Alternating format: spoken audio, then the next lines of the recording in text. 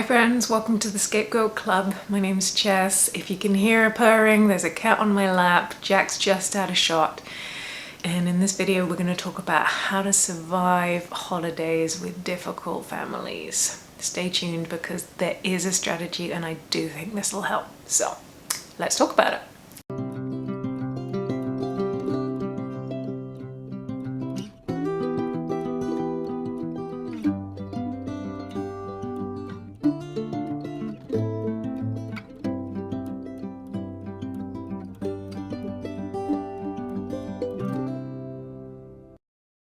Hi friends, good to see you. Welcome to the Scapegoat Club where, oh, Jack's off.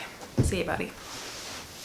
So in this channel, I talk about difficult families. I'm a therapist, I'm a coach, and I have a really challenging family of my own. And I know that this time of year, coming up to the holiday season, can be really, really hard. So I want to throw out this idea of having very realistic expectations about what it's going to look like and our role in everything, because for me that's one of the keys of reducing our anxiety about it, minimizing that internal conflict we can have, and hopefully it can just be a little bit more manageable from us, even if we don't do a whole lot different this year. So first of all, why are the holidays so difficult? I think there's a few factors. First of all, there can be a lot more expectation around time we spend with the family, and there can be expectations around the quality of the time. I think quite a few of us here have families where it's a lot about how things look from the outside and we want to maintain this image of having a good family, but that can be exhausting. And so when the stakes are higher, when we are in these big holiday seasons, so if it's say a Thanksgiving get together, something like that, where there's all these images that we're inundated online of what families should look like and how we should be enjoying the holidays. And when we come from families that are susceptible and want to maintain that facade, then the pressure is on us not only to be there and spend more time with them, but also to look like we're having fun and to not spoil everything and toe the line and just be a part of it all. Paste on the smile and keep going. But this can leave some really difficult emotions from our side when we're not into it, or sadly when our families are not nice to us. They can be hurtful, they can be abusive. We can have emotions such as real frustration around the fact that we're having to go through it and we're seeing the same behaviors and we're hearing the same narratives that maybe we've got a bit more insight and we're just like, oh, I just don't buy into this crap anymore, and it seems very superficial. We can get angry when people are being downright mean to us or undermining us or just putting us back into those family roles that either weren't true or haven't been true for decades. There can be a real deep sadness when we realize that, like, the truth really about our families, and we finally see past the facade or see through that fog, see through all that smoke and mirrors that they like to put up to try and make things look good. There can be a very existential, a really deep sorrow when we realize that it's just words and it doesn't mean anything. It doesn't follow through to solidity of relationships. It doesn't follow through to having a family who's really there for us, who really sees us, who's really behind us, who's got our backs. So for so many of us, it's not that joyous, harmonious, happy experience. We don't feel like we belong, and we don't feel loved, and we can feel like we're the outsiders, and we can feel like there's something really wrong with us. So the first point actually that I'm just going to say is there is not something wrong with you. We all deserve and need and want to have, and the normalcy of family is that we do accept everybody around us and we love them despite their shortcomings, and we support them. And yeah, we're honest. Maybe we tell people when things aren't great, or that we think they're being jerks or they can do better, but we do it from a place of love and support, and it's reciprocated. In difficult, toxic and abusive families, that's not how it works. And so if you're noticing that it's always coming down on you, that it's very unfair, it's uneven, and you're just feeling rejected and unseen by the people who are supposed to care for you, then my message is very clearly that it's not you. But oh, I went off on a sidetrack a little bit again. I keep notes. I'm trying to keep myself on track. I'm not very good at it, but I'm working on it. As always, if you like the video, drop me a comment below if you've got any ideas or suggestions and let me know. But let's get back into this idea around having very real expectations around what's going to happen with our families this holiday season. So the first thing I'm going to say is whatever happened in the past is going to happen again unless somebody has made the decision to change something up. And so if you've been having family gatherings that look basically like a blueprint of the previous years, and that's a tradition and that's how it goes and things don't shift, then going into this year thinking that things are going to be different when nobody has changed anything, we're just setting ourselves up for failure. So let's just bin that concept right now. It's going to be pretty much the same as last year unless something has changed. And so that change is going to come from either somebody in the dynamic, or it's going to come from us. So then thinking about that change, when we're looking for change, it's the same old wording, but it's so true. We can only change ourselves. We can't change other people. So if we're wanting the big dynamics in our family to change and they haven't done, and we've tried and we've expressed our preferences, or we've been really working to shift things, if it hasn't worked this far, I'm going to say I can't see any good reason why it would change just because it's the holidays. In a way, it's even worse because not only are we fighting the norm status quo, which is we don't want change, or that people don't want change and things don't change unless we make the effort. But again, we're coming back to this. We have traditions, we have ways we always do things. And so we've got kind of two levels of resistance to change in the holidays, and that's going to make it even stronger. And so what I'm going to say is, around the holidays is not a good time to initiate big changes with our family units. There's heightened expectations from the other people around us because they, again, want this to all look good, want everything to appear great and happy. And so that's another resistance to things switching up, because change is hard, and if we are the difficult ones, if we're going to say I want to change something, I want to initiate a change, then it's not going to come across as good. So we're going to be facing a lot of headwinds. The other thing is that there are going to be bigger consequences around mixing, shifting, and potentially really shaking things up around the holidays. And you know what? I'm not saying then don't do it. If you want a big impact, you want to be heard, then maybe this is the time to do it. But I think for a lot of us, especially if we have abusive families and we don't want to cause any more harm to ourselves, and again, remembering this is about what we need and how we can just feel a little bit better, then we don't want to do things that are going to really make our lives worse. Or the other thing as well is that some of us have families that are really out to kind of set us up for failure. They may be out there, they may be pushing our buttons. We might say have a really difficult sibling or a really difficult parent who are after us to be like, okay, screw up this meal, speak out, really make everything awkward, and then we've got more ammunition against you. So for me, this is a really good reason. Let's not play into that game. Let's not do that. If we are the black sheep of the family, like a lot of us are, maybe we'll just play the neutral game just for a little bit longer. Because again, I kind of have a bit of a internal fight against that idea because I don't like it. But really what we're doing is we're making our lives better. And again, coming back to that, what's better for us? We don't want to act up, cause this big drama that really, especially if someone else is kind of provoking or pushing us towards that, because they're going to use that against us, and we don't want to give them that satisfaction. Okay, so if you're listening this far, then you're probably saying, yeah, Jess, this is all great, but that's kind of, I've done all this for all the other holidays and it's been hell. And I just don't know how I'm going to cope with it. And you're not telling me anything I don't know. I'm used to playing the game. Okay, so let's think about what we can do. What we can do, I think, which is really important, is to make micro changes.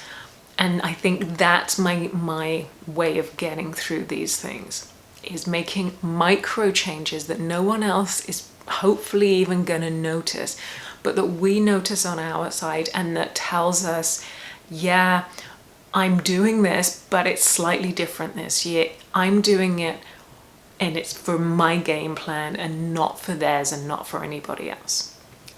Well, we've actually already done something, which is have realistic expectations that it's not going to change. And when we go into things with expectations, very, very low expectations, then we can't be disappointed. We can't be, we can be disappointed and frustrated, but if we know it's going to be pretty awful, then hopefully we should be able to say to ourselves, well, I kind of expected that. But we need to be honest about what's going to be happening here. So let me talk you through what I mean by micro changes. Basically, micro changes are, again, making just these tiny adjustments that bring the dynamic a little bit into, I got some control here. Because what happens in our difficult families, one of the main problems, we can talk about the unkindness, the unfairness, and the abuse and the toxicity. What a lot of that comes down to, though, is us feeling like we don't have any control and the other people around us having control. And so what we can do in these micro changes is try and swing that balance, get a little bit of that control back. And so this is going to depend on your situation, how much control you can have. But one example is you might actually be able to get a tiny bit of control in terms of the time or the activities that you do around your family. So it might be something like you arrive a little bit later than normal. It might be that you decide to leave a bit sooner. You might, instead of staying for the whole day, just show up for a meal. You might miss the meal and then come later on in the afternoon for a visit and a gathering. Every situation is going to be different, and for some people making these switches is going to be easier than others. There might be some people who are like, there's just no way I can do this. There's absolutely no way. Jess, I love what you're saying, but I really don't feel that I can make any of those shifts. If so, hang tight, because I've got another idea. But for a lot of us, we actually do have a bit more control than we actually like to think that we do. And maybe we have to be a little bit brave, but maybe this is the year where we say, you know what, I've got a lot of things on, I'm going to have to leave early. I need to get back, I need to come back for work, I always bring work in as a reason that people don't like, but it's a good one that people can't say you're being too selfish about. If you say you need to work, perhaps your kids are a little bit older and they need to switch things around a little bit. You might have to be a little bit creative. And I also think it's fine to be looser with the truth than you need to be sometimes. It's like, oh, you know what, my boss, I really have to get that report done. I know I've got till the following week, but my boss is really on my back. Your boss might not care at all, and your report might not be due for 3 months. But in this situation, again, it's more about what do you need and what's right for you. And it's absolutely 100% okay to say, you know what, I think I'm gonna need an evening to myself, or a lie-in, or just a few hours of quiet to be able to get through this. So being brave about those changes, and if we can, making them.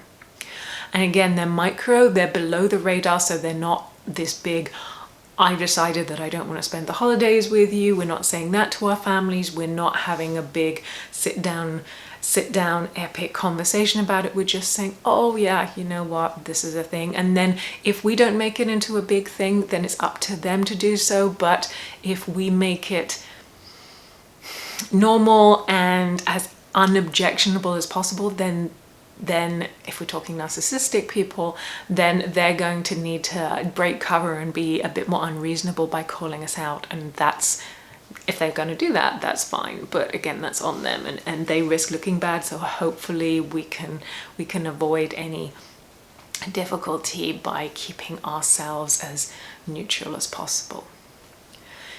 If you can't do any of those things, if you can't adjust the time or the activities that you're doing with people, then I have one more micro adjustment. And actually, I think we can do this even if we do adjust the time as well. And this micro adjustment is having a little mantra to ourselves about what's happening. And we can just have it in our minds, say it to ourselves, don't say it out loud, but say it to ourselves or prep ourselves with whatever the truth is for your situation. It might be, this is the last time I'm doing this. Enjoy it while it lasts, people, because you won't be seeing me next year. It might be, I know your game. I know who you are. I can see through this. We might say something like that to ourselves so that, again, we're reminding ourselves that yes, we're there and we're doing we're playing the game, we're following along, but really, truthfully, we haven't bought into it, and we are keeping that deep connection with ourselves. And that brings me back to this last point, which I alluded to before, is that we absolutely, the best thing that we can do is remind ourselves that we always have choices. And even this year, if you're feeling like, Jess, I don't have a choice, I have to go all through these things, I have to do it all, because if I don't, then I would question why do you say you have to? And the answer is going to be, I think, unless you're a minor and you absolutely don't have any legal choices, but even then potentially you could reach out to someone, but let's not go there. But when people say, yeah, but Jess, you don't understand, I have to. Okay, well, tell me why you have to go to the family meal this time. Because if I don't, X would happen. My mother-in-law would get crazy, my husband would go mad, all hell would break loose. Right, brilliant, okay. So actually, but in that scenario, what you're telling me is you don't have to go. You are choosing to go because the other choice is not one that you want to go, route you want to go down. For all those reasons that I talked about earlier, it's not worth you doing that. And so yeah, you can look at that and say, well, yeah, Chess, that just means I'm forced to do this. Actually, no, what that is you are making the choice that is best for you. It's not a nice choice, you'd rather not have to do it, but you do have a choice.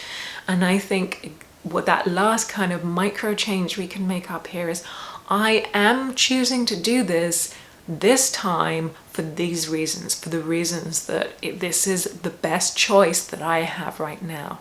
So your mantra might be, this is the best choice I have right now, but I might do something different next year. So reminding ourselves again that we have kind of a bit of choice and a bit of control brings things, from a psychology point of view, brings everything back into ourselves rather than everybody out there is controlling us.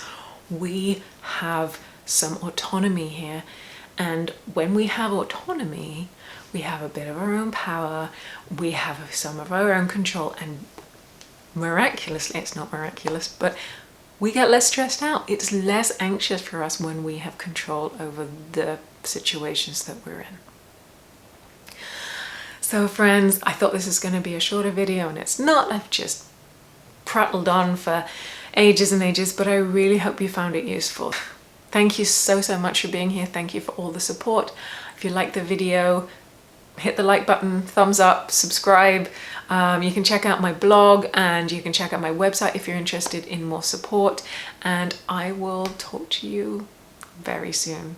Please take care, my friends. Oh, and I should have said, I seem to be mixing up when I'm releasing videos. I'm trying not to be. I want to get a routine, but always Saturdays. There will always be a Scapegoat Saturday video. Please take care, my friends, and I'll talk to you soon. Bye for now.